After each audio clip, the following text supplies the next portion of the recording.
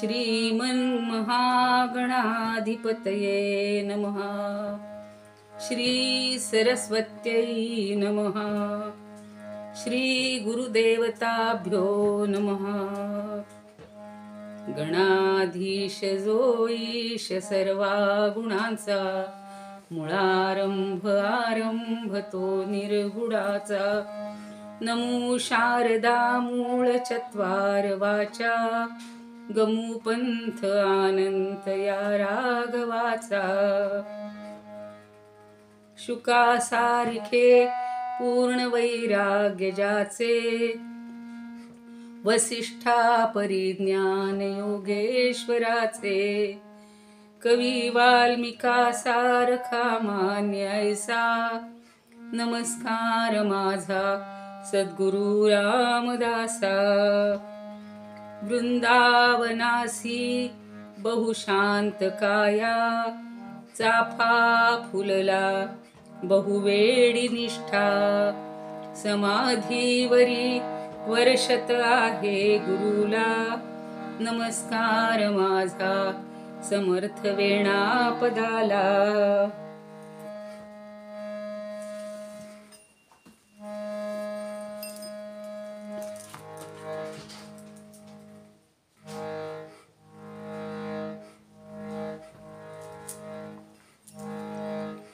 राम हो जय राम, राम राम हो जय राम, राम।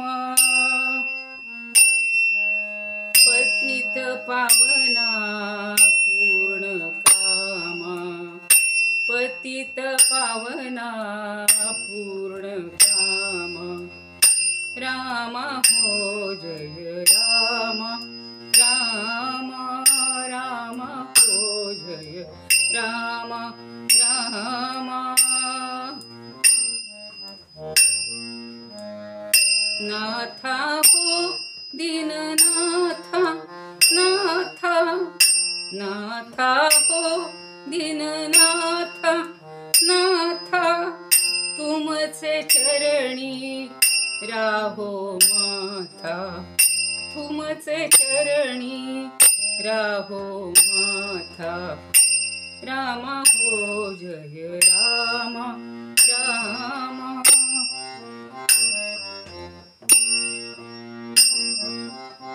बंधु हो दीन बंधु, बंधु बंधु हो दीन बंधु, बंधु।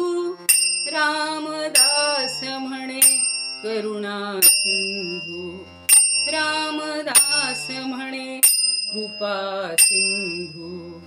राम हो जय राम, राम राम हो जय राम, राम राम हो जय राम, राम।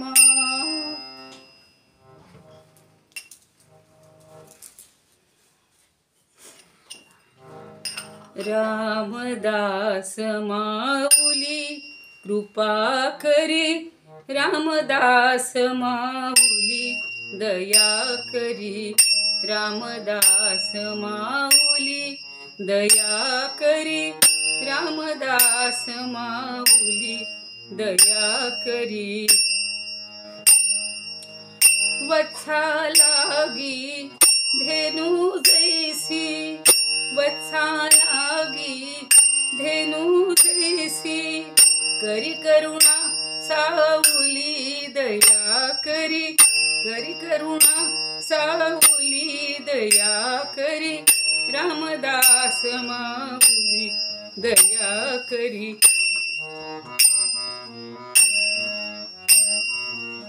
मदंत पाहू नको त्वरित ये, मदंत पाहू नको त्वरित ये उचलित पाऊली दया करी, ये उचलित पाऊली दया करी।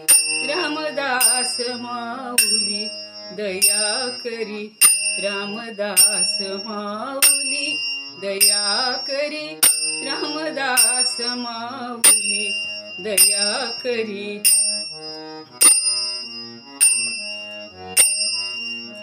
जय रामात्मज तनया हरी करी. जय रामात्मज तनया हरी करी. सुख कर कर सावली दया करी. सुख कर कर सावली दया करी. रामदास माऊली दया करी.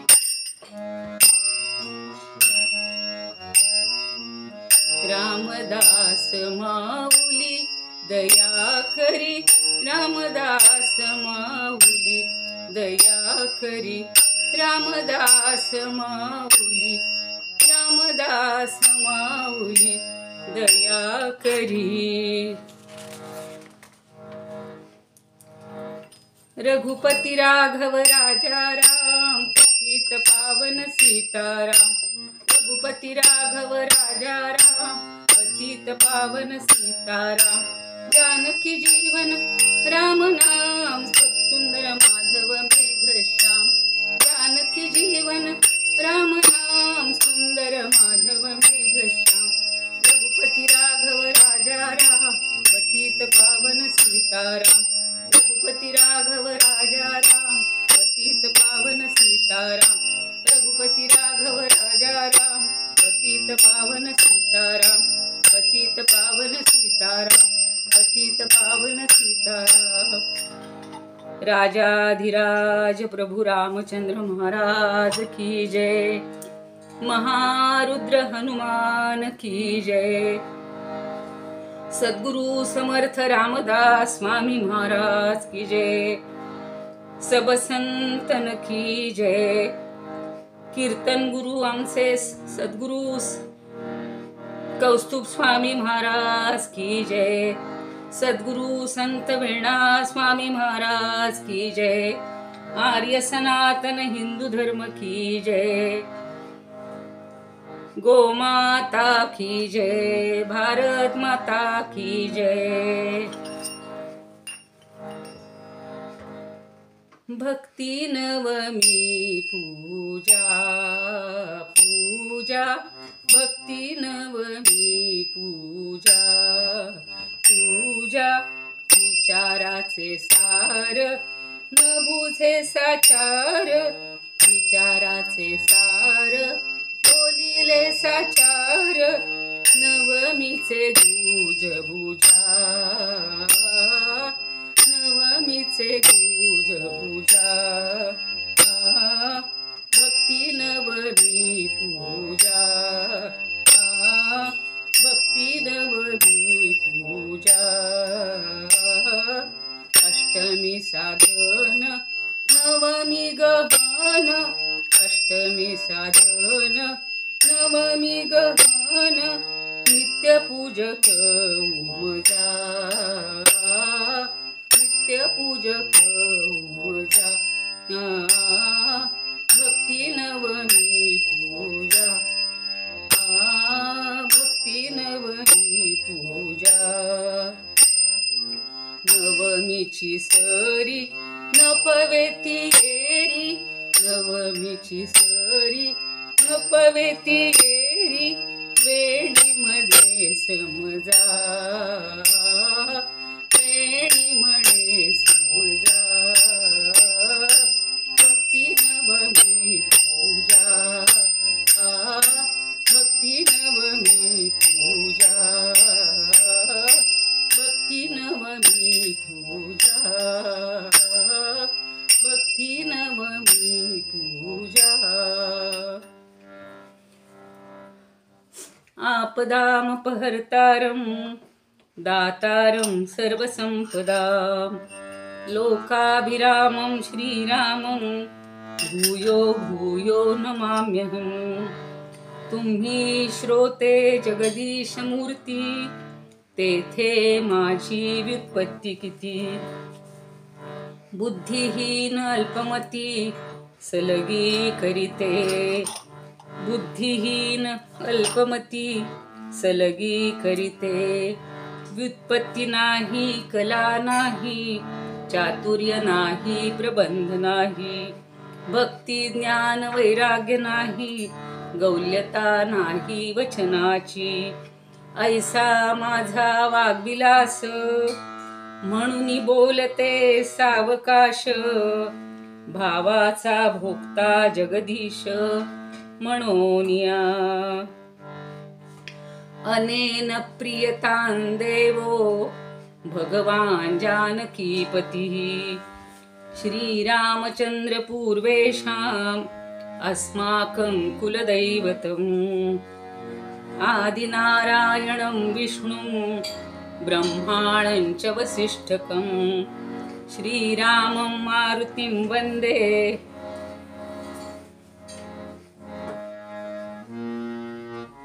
रामदासं जगद्गुरुं. श्रोता वक्ता श्रीराम समर्थ. जय जय रघुवीर समर्थ. अखिल गुणनिधान भक्तवत्सल आराध्य दैवत परमात्मा श्रीराम. उपास्य दैवत श्री मारुतीराय. सद्गुरु समर्थ रामदास स्वामी महाराज. सद्गुरु संत वेणा स्वामी महाराज. आमचे कीर्तन गुरु परमपूजनीय कौस्तुभ स्वामी महाराज तथा या स्थानातील सर्व अधिष्ठित देवी देवता, येथे उपस्थित कीर्तनकार, प्रवचनकार, पुराणिक, वैदिक तसेच विश्वाचा कारभार ज्या संत सज्जनांमुळे चालू आहे, अशा सर्व संतांचा वंदनयुक्त सन्मान करून आणि तुम्ही श्रोते जगदीश मूर्ती उपस्थित श्रोत्यांच्या हृदयस्थ आत्मारामाला वंदन करून आजच्या सेवेला प्रारंभ करूया. नमो देव्यै महादेव्यै शिवायै सततं नमः. नमः प्रकृत्यै भद्रायै नियता प्रणता स्मता. या देवी सर्वभूतेषु मातृरूपेण संस्थिता. नमस्तस्यै नमस्तस्यै नमस्तस्यै नमो नमः. आपल्या परमपूजनीय कौस्तुभ महाराजांच्या मातृदेवता अर्थातच आपणा सर्वांच्या मातृदेवता आदरणीय अक्कांना वंदन करून त्यांच्या चरणी हे कीर्तन पुष्प अर्पण करीत आहे.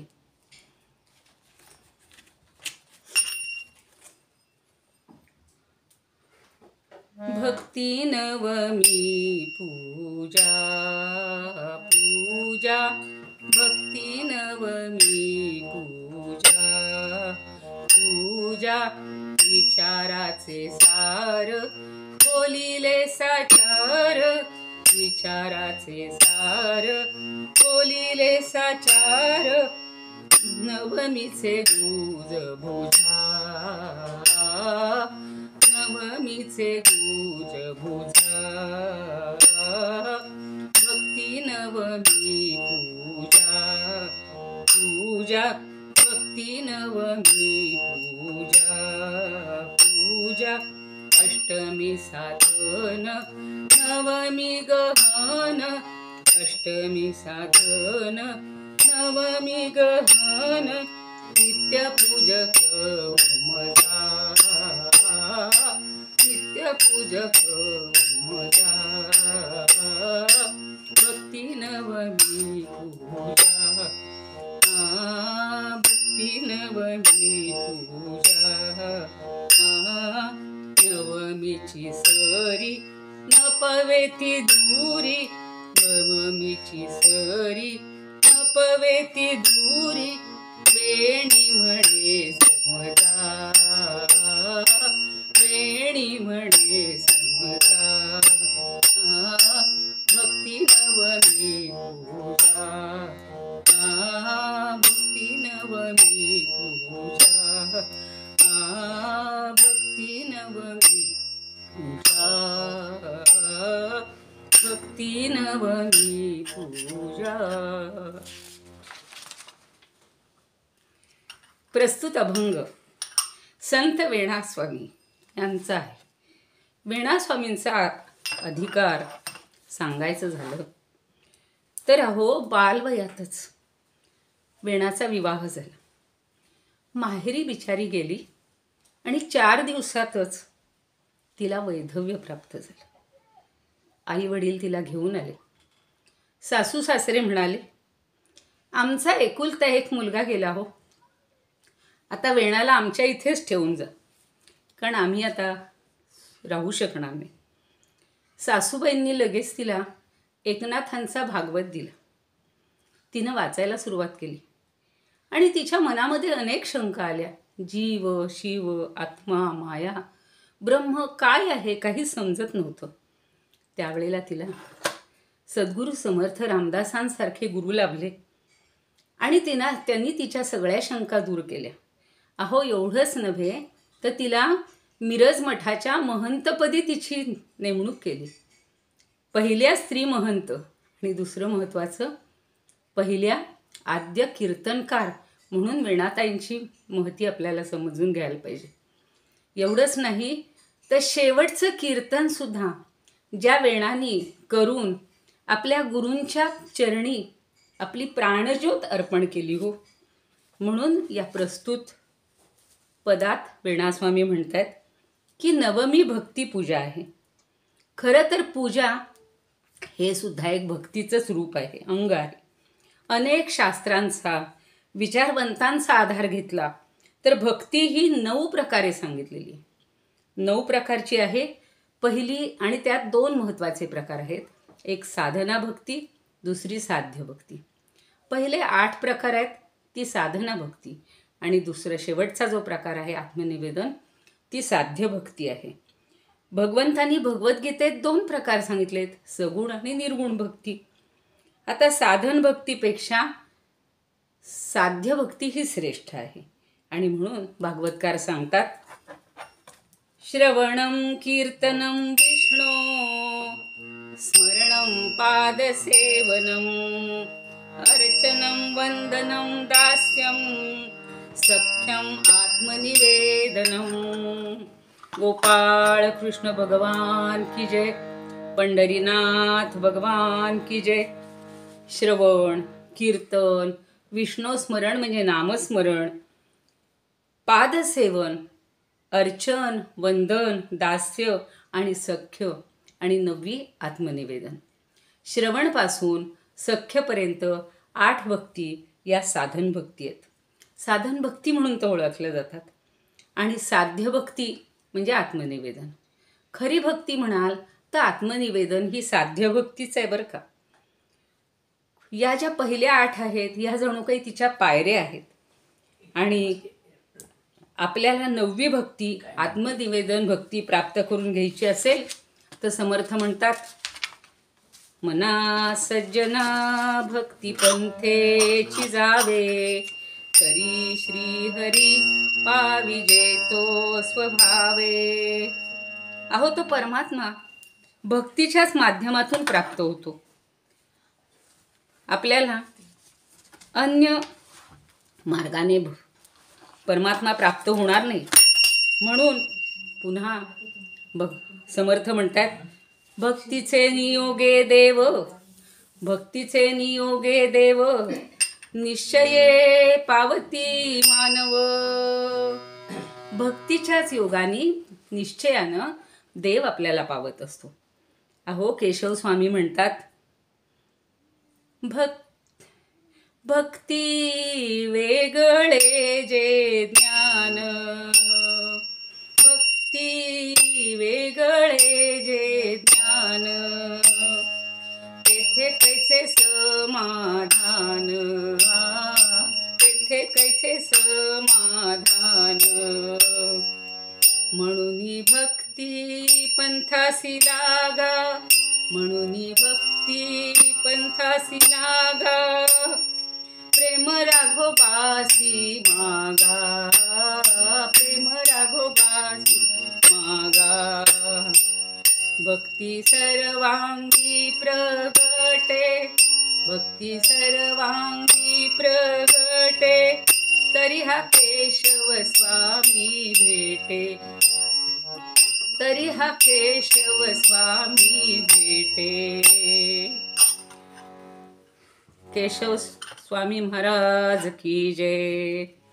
आता भक्तीच्या 8 प्रकारापैकी भक्तीतील कोणत्या एका भक्तीच्या माध्यमातून आपलं आत्मकल्याण साधणार आहे?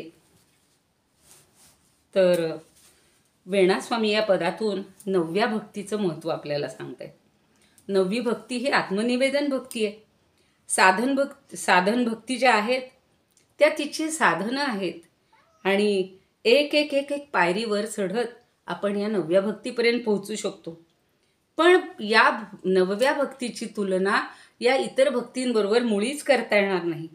कारण भक्तीच्या माध्यमातून जीवाला प्राप्त होणारी ही पूर्णावस्था आहे. थोडक्यात काय की हिचा विचार आपल्याला साधन भक्तीपासून साध्य भक्तीपर्यंत आपण कसे जाणार आहोत तो आज आपल्याला करायचा आहे. आता पहिली भक्ती आहे श्रवण भक्ती. एखादा भक्त कथा, पुराण, कीर्तन याच्या श्रवणातून भक्ती करतो आणि ती भक्ती आत्मनिवेदनपर्यंत आपल्याला पोहोचवते. म्हणून समर्थ म्हणतात, श्रवण केलियाचे फळ क्रिया पालटे तात्काळ, तुटे संशयाचे मूळ एकसरा. एखाद्या व्यक्तीमध्ये काही असणारे दुर्गुण किंवा काही दोष हे आपल्याला कथा पुराण ऐकून ते दोष कळतात आणि मग ते दूर करण्याची आपल्याला इच्छा होते, ते दोष दूर होतात. दुसरी आहे कीर्तन भक्ती. कीर्तन भक्ती म्हणजे काय हो, तर भगवंताच्या गुणांचं कीर्तन करायचे आणि त्या कीर्तनाच्या द्वारे आपल्या वाणीच्या द्वारे कीर्तन हा सुद्धा एक भक्ती साधनाचा एक मार्ग आहे किंवा एक साधन आहे. समर्थ म्हणतात, जे जे आपणासी ठावे ते ते दुसऱ्यासी सांगावे, शहाणे करून सोडावे सकळ जन. आता आपल्याला तिसरी भक्ती पाहिजे. तिसरी भक्ती कुठली आहे हो, तर नामस्मरण भक्ती. आता नामस्मरणामध्ये आपल्याला कितीतरी उदाहरणं दिसतात. संत मीराबाईनं जेव्हा आपल्या गीतातून त्या जेव्हा गायच्या तेव्हा देहभान विसरून गायच्या. नामदेव महाराजांच्या कीर्तनात पांडुरंग स्वतः नाचायचे. उद्धम स्वामी कीर्तन करायचे तेव्हा साक्षात मारुती त्यांच्या मागे नाचायचे. अहो एवढंच नव्हे, समर्थ चरणी लीन झालेल्या वेणास्वामी कीर्तन करता करता त्यांनी आपली प्राणज्योत त्या ठिकाणी अर्पण केलेली आहे. आणि म्हणून आपल्याला नामस्मरण भक्ती ही समजून घ्यायची आहे. विष्णू स्मरण म्हणजेच नामस्मरण. नाम ही सुद्धा एक साधना आहे. या नामसाधनेच्या द्वारा अनेक भक्तांनी आत्मकल्याण साधलेलं आहे. आपल्याला खूप उदाहरणं माहिती आहेत, ती आपण नंतर पाहणार आहोत. मधुरम मधुरेभ्योऽपि मंगलेभ्योऽपि मंगलम, पावनं पावनेभ्योऽपि हरेर्नामैव केवलम, हरेर्नामैव केवलम. कलौ नास्तेव नास्तेव नास्तेव गतिरन्यथा. अहो कलियुगात भगवंताचं नाव हेच आपल्याला तारक आहे. या नावाने प्रत्येकांचा अनेकांचा उद्धार केलेला आहे. गोंदवलेकर महाराज म्हणतात की जीवनामध्ये जी इतर आपण कर्म करतो त्याबरोबर जर नाम घेतलं नाही तर ते कर्म व्यर्थ आहे. आणि म्हणून ते म्हणतात, नामस्मरे निरंतर तेची जाणावे पुण्य शरीर. समर्थ म्हणतात, महापातकांचे गिरीवर रामनामे नासती. जो अखंड रामनाम घेतो ना, त्या नामस्मरणाने त्याच्या पातकांचे मोठमोठाले पर्वतासारखे पर्वतसुद्धा नष्ट पावतात पातकांचे.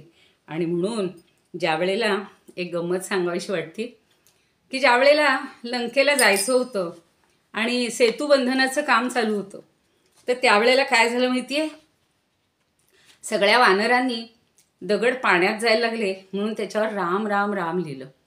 आणि मग एक एक दगड खाली टाकायला लागले, तसे ते तरंगायला लागले. नल आणि नील त्यावेळेचे इंजिनियर होते बरं का. तो सेतू बांधला जातोय, रामरायांना सुद्धा फार कुतूहल होतो. एका रात्री रामराय काय करतात, बघतात, म्हणतात आपण एखादा दगड टाकून बघूया. म्हणून ते गेले बरं का, आणि दगड त्यांनी एक छोटासा घेतला आणि टाकला. तो पाण्यातच पडला, खाली तळाशी गेला. त्यांना वाटलं आपला टाकताना चुकला असेल. अजून एक घेतला, अजून एक घेतला, अनेक दगड टाकले, सगळे दगड पाण्यातच गेले. त्यांच्या लक्षात आलं इथं काहीतरी गडबड आहे. सगळ्यांचे तरंगतायत, माझाच दगड खाली जातोय. ते म्हणे आता हे गुपित आपल्यापुरतंच राहू द्यात, आपण कुणाला सांगायला नको. चला उजाडायला लागले, परत जाऊया. परत निघाले तो काय, मारुती राया मागे उभे. काय मारुती राया, तुम्ही कधी आलात? अहो तुम्ही 23 दगड टाकले तेव्हाच मी आलोय. अरे म्हणजे आता ही माझी फजिती सगळ्यांना तू सांगू नकोस बरं का, आपल्या दोघातच हे गुप्त राहू देत. असं कसं? मी तर सगळ्यांना ओरडून सांगणार की रामरायांचे दगड नाव न लिहिलेले पाण्यातच बुडाले, पाण्यातच बुडाले. अरे नको रे, असं नको करू. असं का म्हणतोयस? तुम्हाला सांगतो, ज्या दगडांवर राम नाम लिहिलं ते तरले, मग नरदेहरूपी दगडसुद्धा पाण्यावरच तरंगतील हो. आणि जर ते नाही घेतलं तर ते तळाशी जातील. अहो नुसत्या तळाशी नाही, रसातळाशी जातील. आणि म्हणून रामनाम घेतलं पाहिजे. सगळ्यांनी आपण रामनाम घेतलं पाहिजे. ही आपल्याला या कथेतून म्हणा किंवा प्रसंगातून आपल्याला जाणीव होतीये. असंच करता करता मला एक आठवते पद, माझे वडील म्हणायचे बरं का. ज्याच्या ध्यानी मनी राम त्याचे होईल सारे काम, ज्याच्या ध्यानी मनी राम त्याचे होईल सारे काम. बोला राम राम रे, सीता राम राम रे. पाण्यावरती दगड तरले, राम नाम त्यावर लिहिले. हनुमंताची भक्ती पार त्याने केला दर्या पार, हनुमंताची भक्ती पार त्याने केला दर्या पार. बोला राम राम रे, सीता राम राम रे. अहो म्हणून गोंदवलेकर महाराज काय म्हणतात, नाम सदा बोलावे, नाम सदा बोलावे, गावे भावे जनासी सांगावे. हाची सुबोध गुरूंचा, हाची सुबोध गुरूंचा, नामा परते न सत्य मानावे. म्हणून आपण नाम घ्यायला पाहिजे. गोंदवलेकर महाराजांनी सुद्धा नामाचाच सगळ्यांमध्ये प्रसार केला, सगळ्यांमध्ये ती भावना रुजवलेली आहे. आणि म्हणून दुसरं पण गीत आपल्याला माहिती आहे की त्यांनी जे सांगितलं, गावे भावे जनासी सांगावे. ही काही आडनावं नाही आहेत हो. भावे म्हणजे मनापासून, अंतःकरणापासून आपले भाव त्याच्या ठिकाणी पाहिजेत. आणि गावं म्हणजे अंतःकरणापासून गायचे. आणि म्हणून तर एक पद्य आपल्याला माहिती आहे, ज्याच्या मनी नाही भाव तर म्हणे देवा मला पाव, ज्याच्या मनी नाही भाव म्हणे देवा मला पाव. बोला राम राम रे,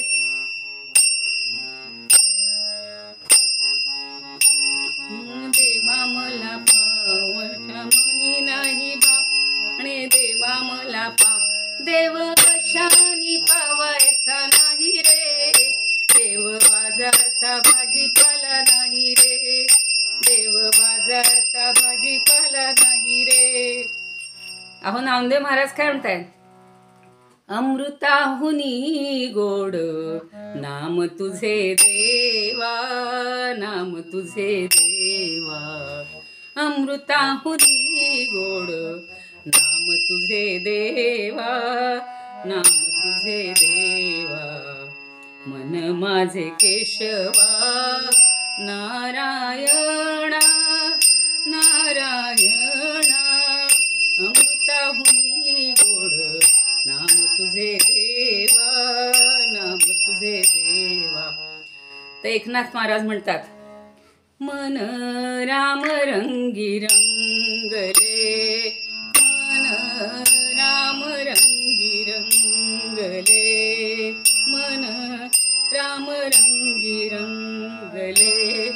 अवघे मन रामची झाले, अवघे मन रामची झाले. आता आपल्या सगळ्यांना वाल्मिकीचा दृष्टांत तर सगळ्यांना माहिती आहे की वाल्याचा वाल्मिकी झाला हो. अक्षरशः अगदी अट्टल लुटारू दरोडेखोर असलेला वाल्या रोज एकाला मारायचा, वध करायचा आणि रांजणात एक दगड टाकायचा छोटासा. 7 रांजण भरले.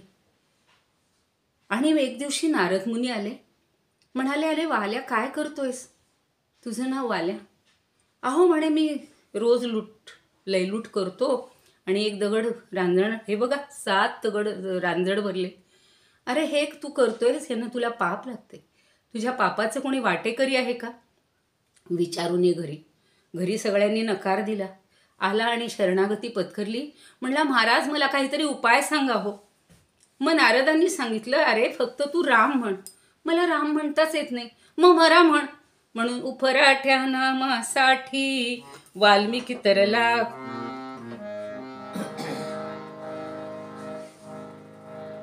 उठा उठी भविष्य बदला शतकोटी चरित्र रघुनाथाचे. अहो एवढं रामायण ज्यांनी नंतर लिहिले, त्या वल्मिक म्हणजे वारुळातनं नंतर पुन्हा जेव्हा नारद निघाले होते, आवाज आला राम राम राम राम राम राम राम, तेव्हा त्यांनी पाहिलं तर त्याच्यातनं ते वल्मिकातनं म्हणजे वारुळातनं निघाले आणि त्या दिवशीपासून वाल्याचा वाल्मिकी झाला. आणि म्हणूनच आपल्याला वेणास्वामी पुन्हा म्हणतायत, त्याची आठवण करून देते.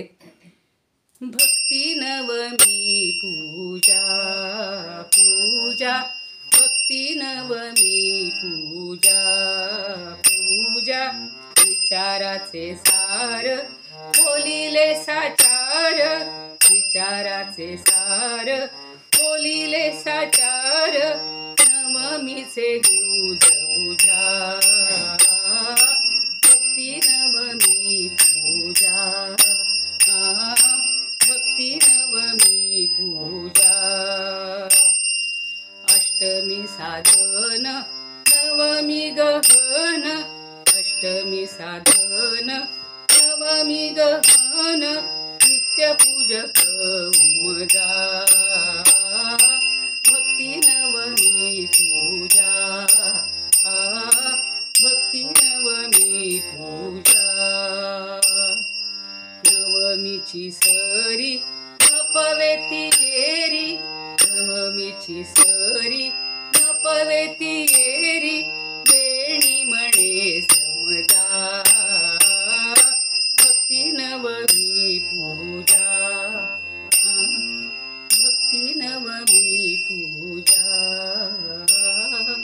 भक्ती नवमी पूजा. मंडळी, आपण सगळं कीर्तन करतोय, जरा 1 मिनिट 2 मिनिट सगळ्यांनी नामस्मरण करा बरं. सगळ्यांनी जोरात नामस्मरण करा.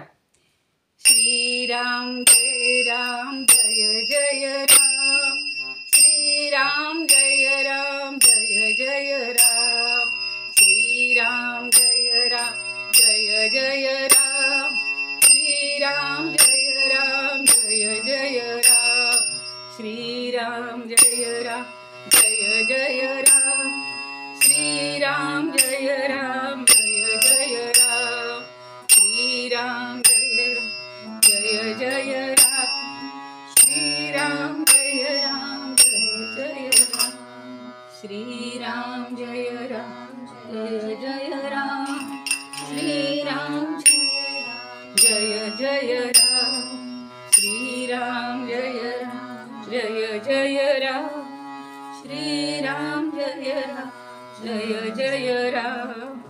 गोपाळ कृष्ण भगवान की जय. राजाधिराज प्रभु रामचंद्र महाराज की जय. समर्थ सद्गुरु रामदास स्वामी महाराज की जय. संत वेणा स्वामी महाराज की जय. जय जय रघुवीर समर्थ. मंडळी, नामस्मरण भक्तीचं आपण महात्म्य पाहतोय आणि आपल्याला सगळ्यांना आत्मनिवेदनापर्यंत पोहोचायचे, तो परमेश्वर प्राप्त करायचे. कितीतरी उदाहरणं आहेत. भक्त प्रल्हाद आहे, ध्रुव आहे, जनाबाई आहे, ज्ञानदेव आहेत, तुकाराम. अहो आज आपण तुकाराम यांची कथा पाहणार आहोत. सगळ्यांना माहिती आहे, देहू गावामध्ये बोलोबा आंबिले अतिशय सदाचरणी. परंपरागत पंढरपूरची आषाढी व कार्तिकी वारी करणारे. तो नेम कधी त्यांनी चुकवला नाही बरं. मोठ्या भक्तिभावानं जतन केला. बोल्होबा आणि त्यांची पत्नी कनकाई यांनी विठ्ठलाला साक्षी ठेवून प्रपंच केला. गोरगरिबांना मदत करावी, तहानलेल्या पाणी द्यावं, भुकेल्याला घास द्यावा. परंपरागत वाण व्यवसाय अतिशय उत्तम चालवला. पंचक्रोशीत त्यांची महाजनकी होती. काय करत होते हो? अडल्या नडल्या व्यक्तीला कर्जाऊ रक्कम द्यायची आणि 2-3% सालाच्या व्याजावर द्यायचे बरं का. लांडी लबाडी फसवणूक बिलकुल नाही. हिशोब चोख. एखाद्यानं रक्कम परत नाही केली, द्यायला उशीर झाला, समजून घ्यायचे आणि त्या रकमेच्या व्याजावर व्याज कधी लावत नव्हते. अहो, ते देहू गावच, ती क्षेत्रच असं होतं. आणि बोल्होबा आणि कनकाई हेही तसेच श्रेष्ठ होते. धन्य वेळ देहू गाव, पुण्यभूमी ठाव, तेथे नांदे देव पांडुरंग. धन्य क्षेत्रवासी लोकदयी वाचे, उच्चारिती वाचे नाम घोष. करकटी उभा विश्वाचा जनिता, मामांगिते माता रखुमाई. गरुडपारी उभा विश्वाचा जनिता, अश्वत्थ समोर उत्तरमुख. दक्षिणे शंकर लिंग हरेश्वर, शोभे गंगा तीर इंद्रायणी. लक्ष्मीनारायण बल्लाळाचे वन, तेथे अधिष्ठान सिद्धेश्वर. विश्वराजदारी बहिख बाहेरी, हनुमंत शेजारी सहित दोघे. अहो, या अशा पवित्र देहू गावामध्ये जगद्गुरूंचा जन्म झाला बरं. तुकोबांचं कुळ मोरे आणि आंबिले त्यांचं आडनाव. बोल्होबा कनकाईला 3 पुत्र झाले. मोठा झाला सावजी, हा मधला तुकाराम, आणि धाकटा जो होता ना शेंडेफळ, तो कान्होबा. आता त्या तुकारामांचे मित्र होते व्यंकू आणि बंकू. आता मला संतू. तर ह्या 2 मित्रांबरोबर तुकाराम लहानपणी खेळायचे बरं का. विटी दांडू सुद्धा खेळायचे आणि खेळताना सुद्धा त्यांचं चालायचं विठ्ठल विठ्ठल विठ्ठल विठ्ठल. फार देवाची आवड होती हो. विठोबावर त्यांचा फार जीव होता.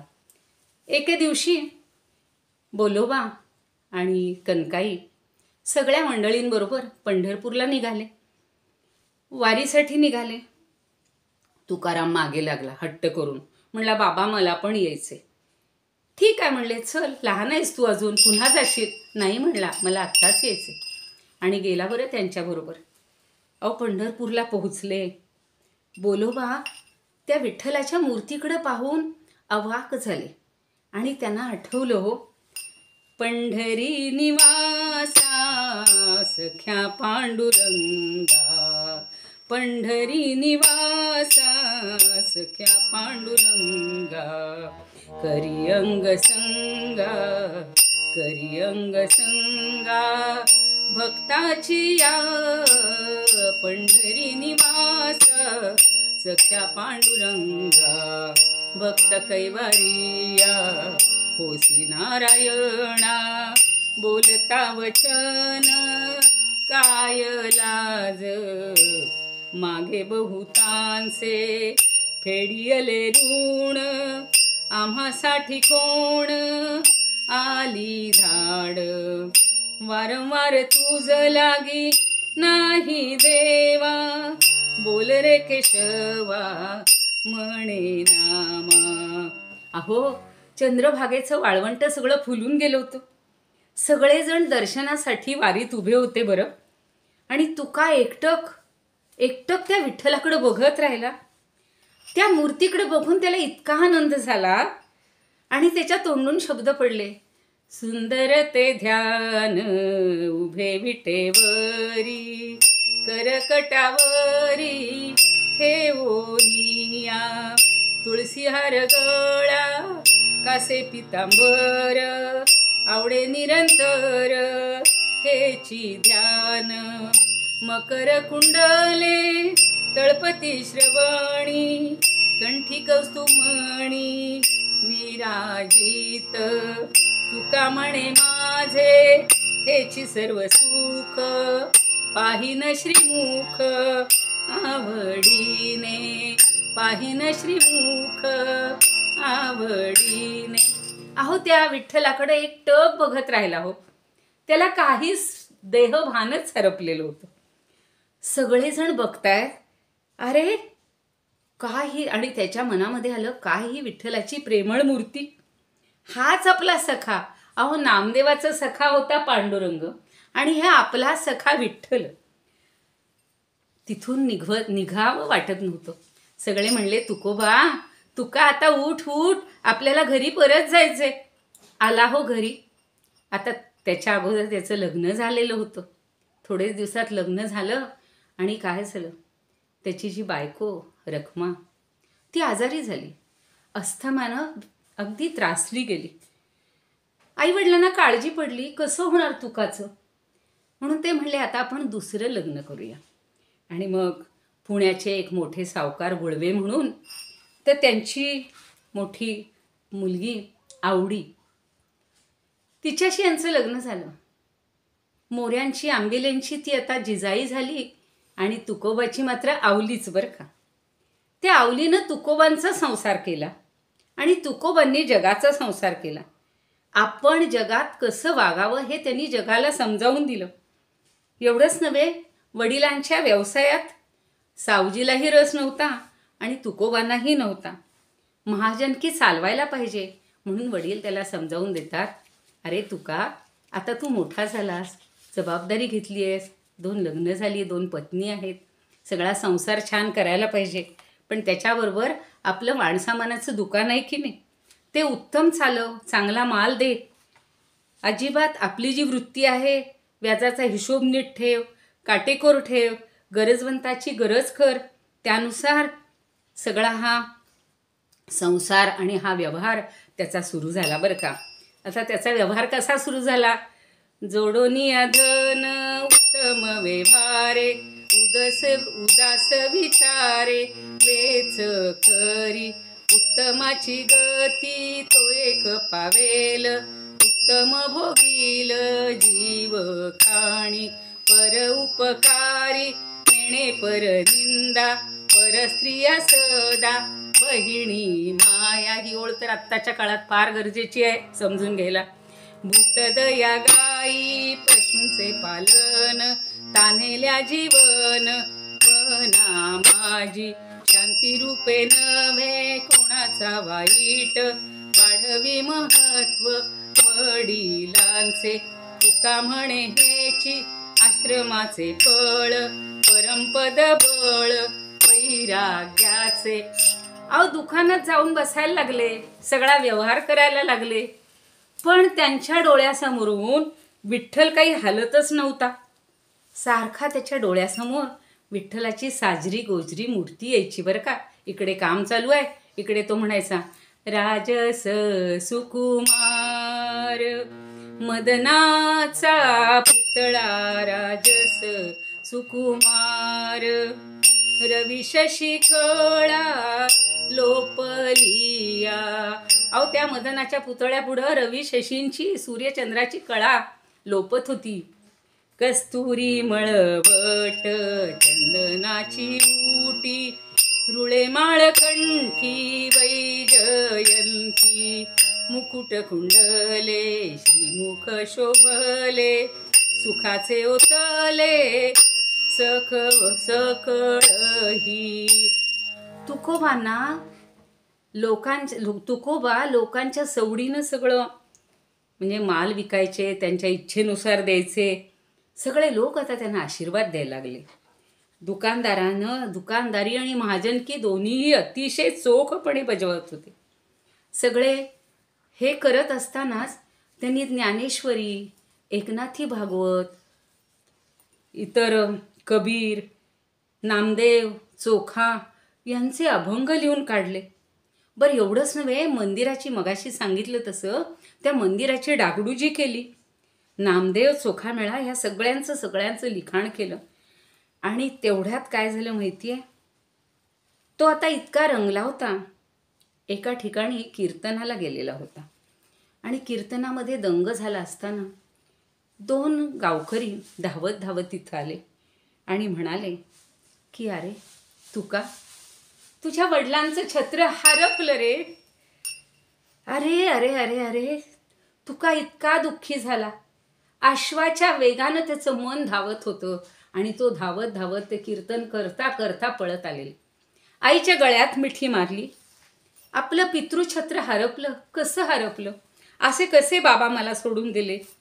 आणि म्हणून त्यांचं मन अधिकच पांडुरंगाकडे रमायला लागलं. ते ऐकल्यानंतर, ते पाहिल्यानंतर काय म्हणतात तुकाराम, संसार तापे तापलो मी देवा, संसार तापे तापलो मी देवा, करिता या सेवा कुटुंबाची.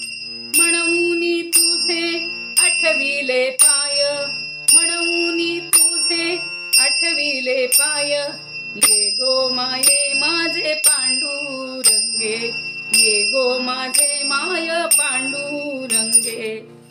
वडील गेले, कसं काळ लगेच बदलतो, माणसं कशी बदलतात.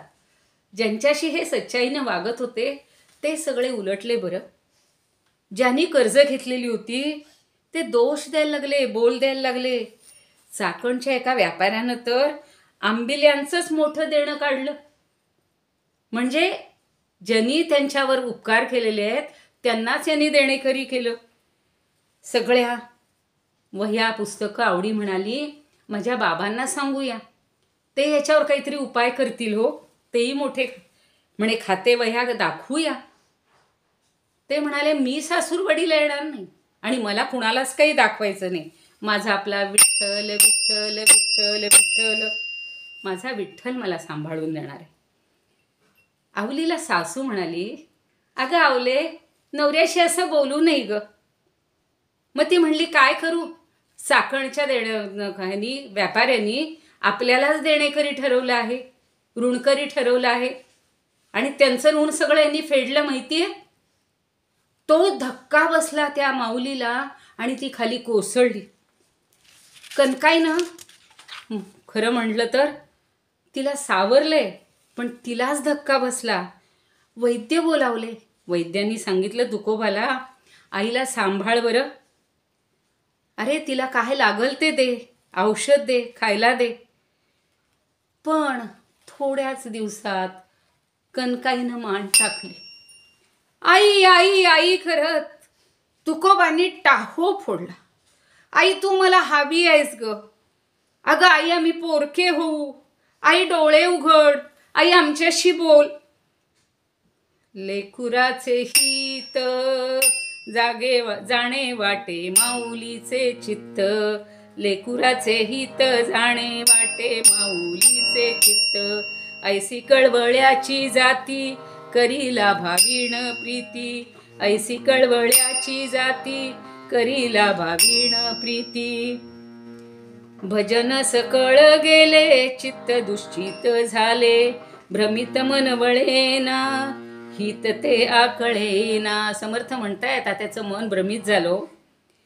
आपल्याला माहिती आहे श्लोक, सुखस्यानंतरम दुःखम दुःखस्यानंतरम सुखम, न नित्यं लभते दुःखम न नित्यं लभते सुखम. काय करणार, माऊली गेली. आता सगळं सगळं संपलं असं वाटायला लागलं. पण आळंदीच्या इंद्रायणीत सगळं अस्थि विसर्जन केलं. 13वा 14वा सगळे दिवस केले.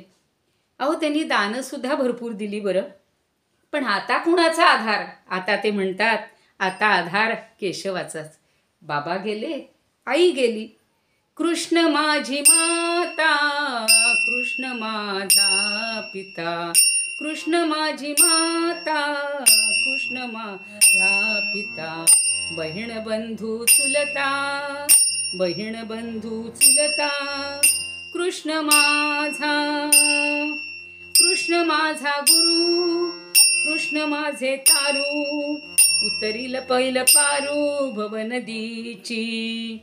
कृष्ण माझे मन, कृष्ण माझे जन, सोयरा सजन कृष्ण माझा, तुका म्हणे माझा श्रीकृष्ण विसावा, वाटे न करावा परता जीवा.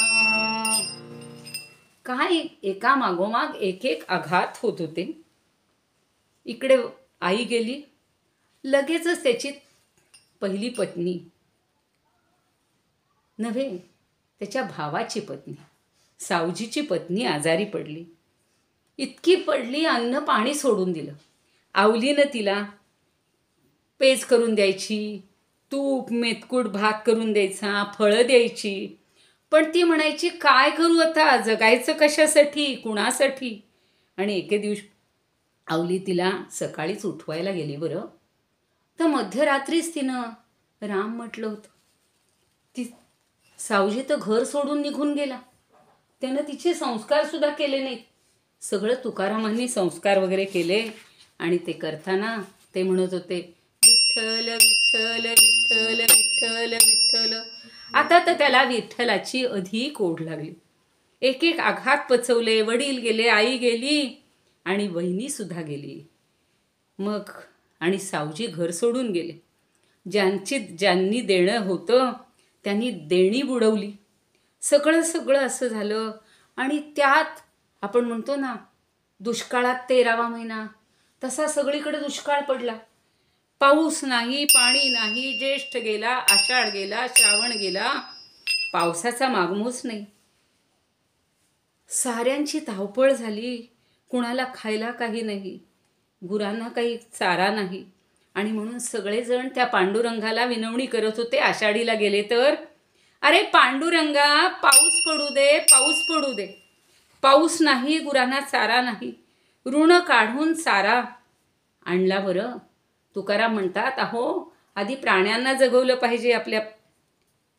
आणि म्हणून त्यांनी शेतकऱ्यांना दिलासा दिला, थोडा आनंद झाला. दुकानात जेवढं काही होतं ते सगळं देऊन टाकलं, दुकान रिकामं केलं. तरी सुद्धा किती जण उपाशी होते, तडफडत होते. तुकारामांना पाहवत नव्हतं. आवलीला काय म्हणाले माहितीये, अगं आवली आवली, तुझे सगळे दागिने दे. या माणसांच्या जीवापेक्षा या दागिन्यांचा काय उपयोग आहे, हे दागिने दे बरं. तिनं सगळे दागिने आणून दिले. पण ती काय म्हणाली, महाराज तुम्हाला जगाची चिंता पडली आहे आणि आपल्या घरात पण माणसं आहेत. कणगी खाली गेल्या, 4 दिवस पुरल एवढं सुद्धा आता धान्य नाही बरं. काय करायचं ते करा.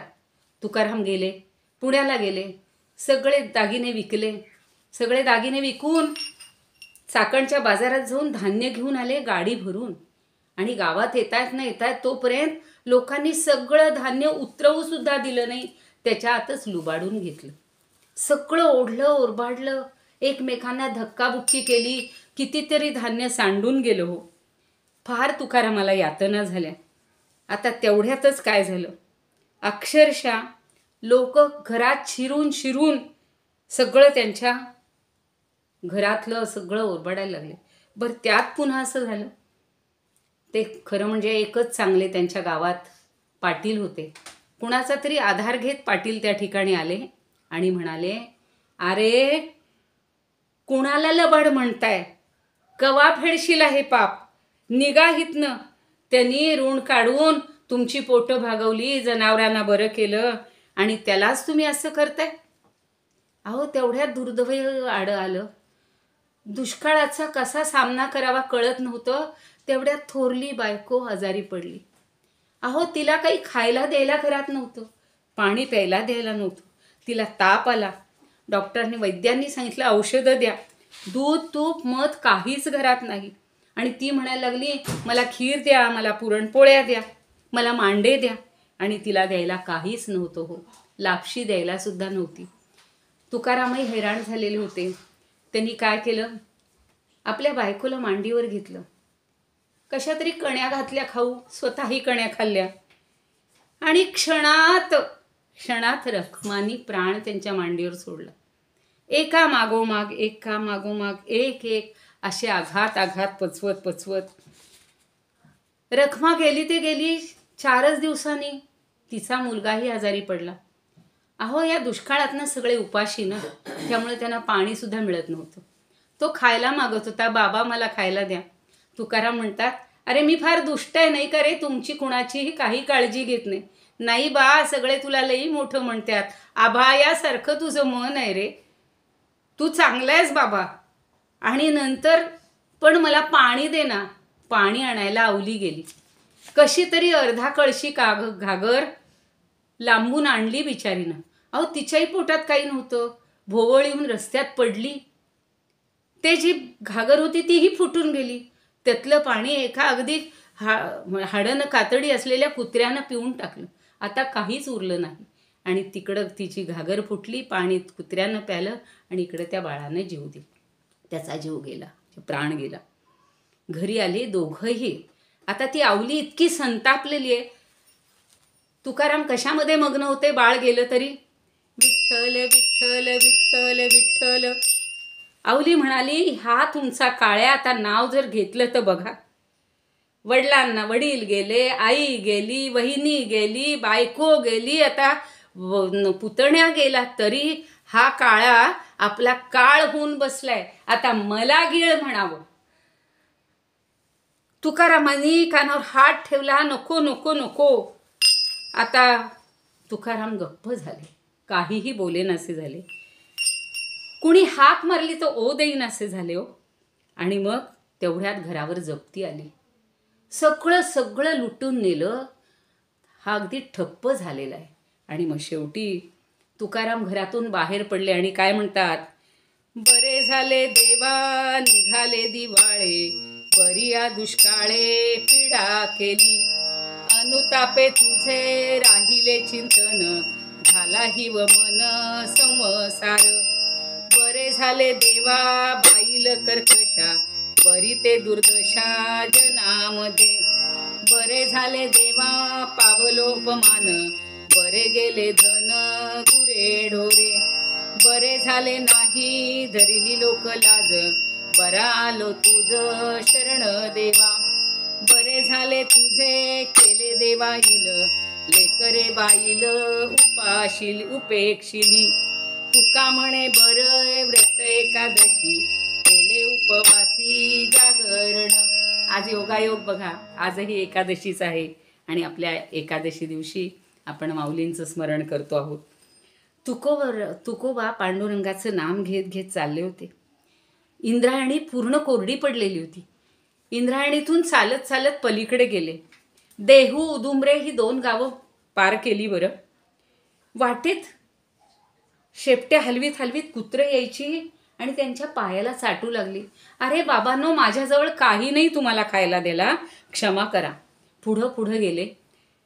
विठ्ठल विठ्ठल विठ्ठल विठ्ठल असं म्हणत एरवी हात डोंगर वनराईनं फुललेला असायचा आणि आता पाना फुलांनी समृद्ध फळांनी पक्ष्यांच्या किलबिलाटांनी गजबजलेला हा सगळा उजाड झाला होता. बरं, एका मोठ्या वृक्षाच्या खासावलीत तुकाराम बसले आणि डोळे मिटून नामस्मरण करत होते. विठ्ठल विठ्ठल विठ्ठल विठ्ठल.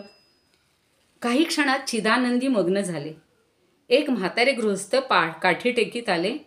तुकारामांना नमस्कार केला आणि म्हणतात, देवाचं ध्यान करताय वाटतं. काय पावसाचं भविष्य काय, कवा यायचा त्यो? तुकोबा म्हणाले, मीही त्याचीच वाट पाहतोय. त्यांनी त्याचा उजवा हात पुढं केला. म्हणे, माझं भविष्य सांगा. आता ह्या जलम गेला, पुढच्याचं तरी काय? आता मोर काय होणार सांगा. तुकोबा म्हणाले, विठ्ठल विठ्ठल विठ्ठल विठ्ठल. अहो, मला शास्त्र समजत नाही. पुढे जाऊन दुसऱ्या वृक्षाखाली बसले. विठ्ठल विठ्ठल विठ्ठल सुरू ठेवलाय गजर. तेवढ्यात एक म्हातारी आणि एक तरणी ताठी तिची सून आली. म्हातारी डोळे मिटून यांचं ध्यान चाललंय. विठ्ठल विठ्ठल विठ्ठल विठ्ठल. अहो महाराज, पाऊस कवा यायचा? सगळी गुरंढोरं मरायला लागली, माणसं बी तडपत्यात. अहो कधी येणार सांगा ना. अहो मला त्यातलं काही समजत नाही हो. मग सांगा ना, माझ्या सुनेला 7 वर्ष झाली, पोरबाळ नाहीये. कधी होईल व तिला पोर? अहो मला काही कळत नाही, तुम्ही वैद्यांना दाखवा. तुला भविष्य सांगायला पैसे हवत वय? धर माझ्या कनवटीचं नाणं देते. हो मला काही नको, मी चालले तुकोबा पुढं पुढं पुढं पुढं. भामचंद्राचा डोंगर दिसला. सगळं उजाड झालेलं होतं. चालत चालत निघाले. एक माणूस भेटला, म्हणाला, अहो महाराज कुठे चालल्यात? त्या गुहेमध्ये वाघ असत्यात, लांडगं असत्यात, अहो खाऊन टाकतील. त्यांनी ऐकलंच नाही. गेले भामचंद्राच्या डोंगरात. गुहा होती 60-70 पायऱ्या, वेडी वाकडी वाट. जाऊन आत बसले. दगड होता.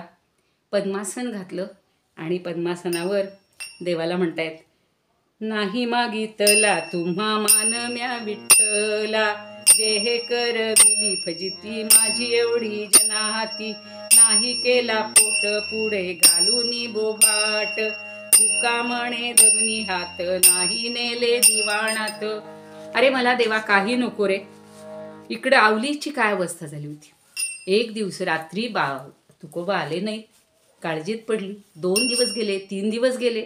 तिला वाटलं तुकोबरायांनी काहीतरी कमी जास्त करून घेतलं असेल. कान्होबालाही काळजी पडली हो. सगळे शोधाशोध करतायत. तिकडे सासूरवाडीलाही कळलं. त्यांनी सगळीकडे तुकारामाला शोधायला पाठवले. कान्हा बाहेर पडला.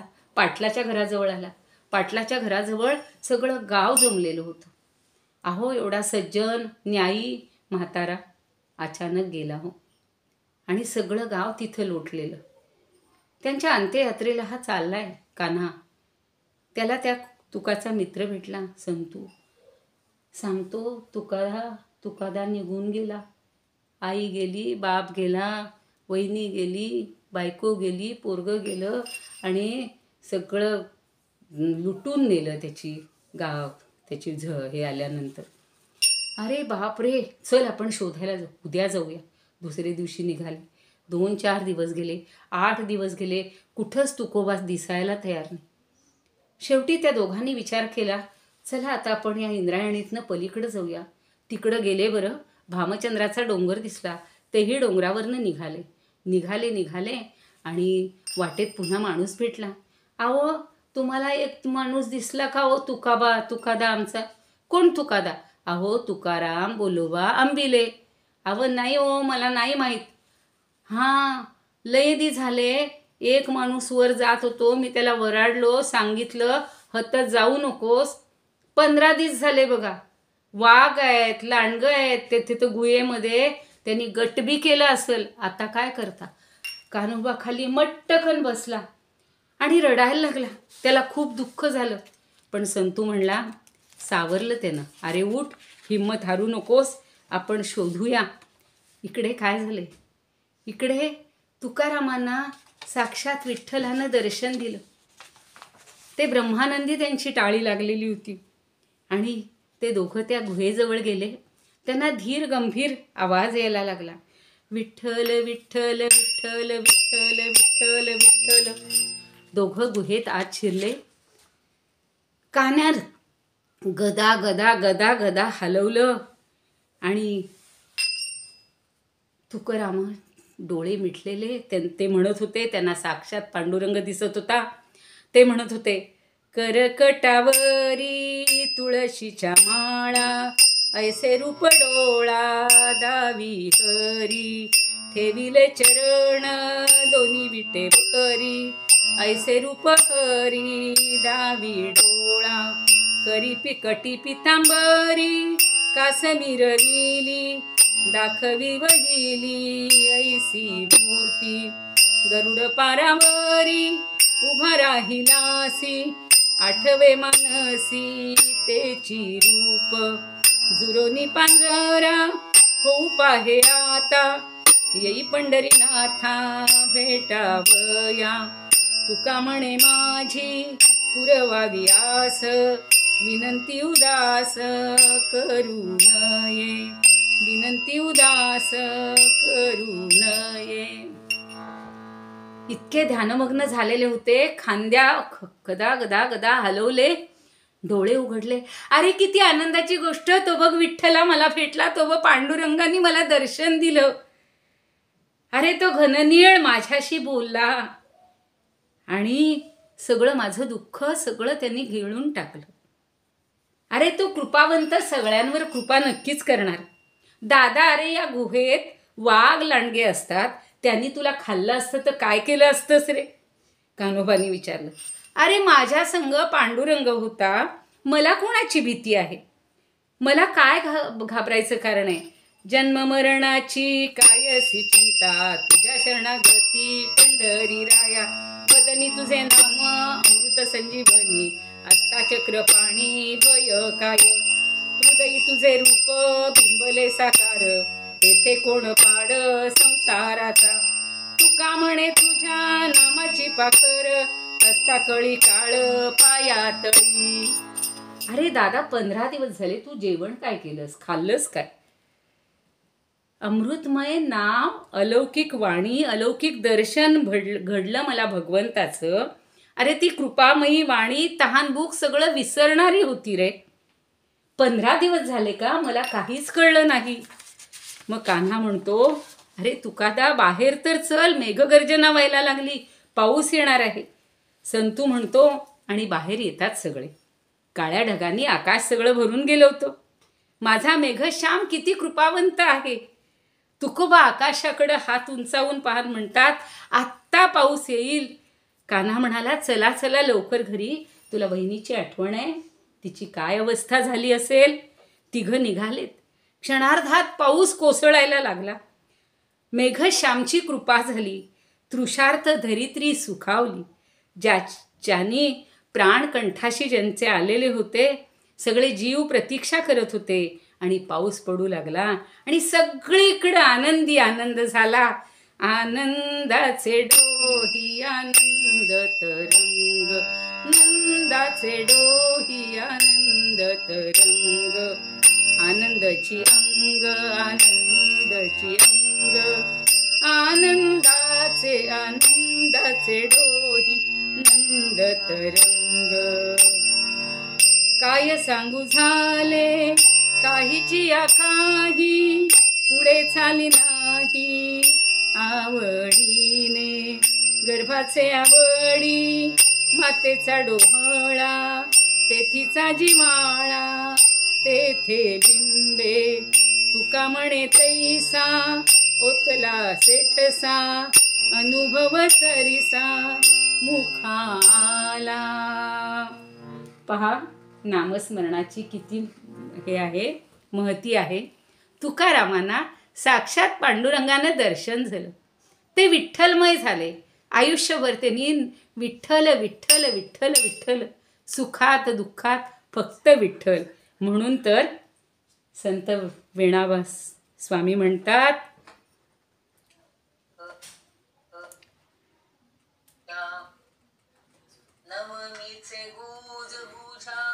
भक्ती नवमी पूजा, नवमीचे गुज पूजा, भक्ती नवमी पूजा, भक्ती नवमी पूजा. विचारांचे सार बोलिले साचार, विचारांचे सार बोलिले साचार. नवमीचे गुज पूजा, भक्ती नवमी पूजा, विचारांचे सार मुझा, भक्ती नवमी पूजा. अष्टमी साधन, नवमी गहन, अष्टमी साधन, नवमी गहन. नित्य पूजक उमजा, भक्ती नवमी पूजा, भक्ती नवमी पूजा. नवमीची सरी नपवेती एरी, भक्तीची सरी नपवेती एरी. वेणी म्हणे समजा, भक्ती नवमी पूजा, भक्ती नवमी पूजा, भक्ती नवमी पूजा. झाले कीर्तन शेवट गोड करा, मनी धरा या जानकीच्या वरा. कीर्तन रंगी वाजवा करटाळी, नाम घोषे पातका होय होळी. येथून कल्याण साम्राज्य सुख राशी, अवघे उठा गोबाळा राघोबासी, अवघे उठा गोबाळा राघोबासी. युगे 28 विठेवरी उभा वामांगी रखमाई दिस दिव्य शोभा कुंडलिका भेटी परब्रह्मा मेघा चरणी वाहे भीमा उत्तरी जगा जय देव जय पांडुरंगा रखमाई वल्लभा राईच्या वल्लभा पावे जीवलग जय देव तुळशी माळा गळा कर ठेवून कटी नासे पितांबर कस्तुरी ललाटी देव सुरवर इथे ती भेटी गरुड हनुमंत पुढे उभे राहती जय देव जय पांडुरंगा रखमाई वल्लभा राईच्या वल्लभा पावे जीवलग जय देव वेणुनाथ शेतपाळा सुवर्णाची कमळे वनमाळा राही रखमाबाई राणी या सकळा ओवाळीची राजा विठोबा सावळा जय देव जय पांडुरंगा रखमाई वल्लभा राईच्या वल्लभा पावे जीवलग जय देव वाळू वरत्या कुरवंड्या येती चंद्रभागेमध्ये सोनिया देती पिंड्या पताका वैष्णव नाचती पंढरीचा महिमा वर्णावा किती जय देव जय पांडुरंगा रखमाई वल्लभा राईच्या वल्लभा पावे जीवलग जय देव आषाढी कार्तिकी भक्त जनेती चंद्रभागेमध्ये स्नान जगती निळा मात्रे तया होय मुक्ती देशवासी नामदेव भावे उभारती जय देव जय पांडुरंगा रखमाई वल्लभा राईच्या वल्लभा पावे जीवलग जय देव कायेन वाचा मनसेंद्रियैर्वा बुद्ध्यात्मनामा प्रकृती करोमि यत् सकलं परस्मै नारायणायति समर्पयामि अच्युतं केशवं रामनारायणं कृष्णदामोदरं वासुदेवं श्रीधरं माधवं गोपिकावल्लभं जानकीनायकं रामचन्द्रं भजे हरे राम राम राम हरे हरे हरे कृष्ण कृष्ण कृष्ण हरे हरे हरे राम राम राम हरे हरे हरे कृष्ण कृष्ण हरे हरे सदा सर्वदा योग तुझा घडावा तुझे कारणी देह माझा पडावा उपेक्षू नको गुणवंता अनंता रघुनायका मागणे हेची आता ज्या ज्या ठिकाणी उपासनेला दूर चालवावे भूदेव संतांशी सदा नमावे सत्कर्मयोगे वय घालवावे सर्वामुखी मंगल बोलवावे ज्या ज्या ठिकाणी मन जाय माझे त्या ठिकाणी निज रूप तुझे ठेविते मस्तक ज्या ठिकाणी तेथे तुझे सद्गुरु पाय दोन्ही जया वाटते राम दृष्टी असावी जया वाटते निर्गुणी ओळखावी जया वाटते पूर्ण शांती धरावी तेणे वृत्ती हे रामदासी धरावी जय जय रघुवीर समर्थ राजाधिराज प्रभु रामचंद्र महाराज की जय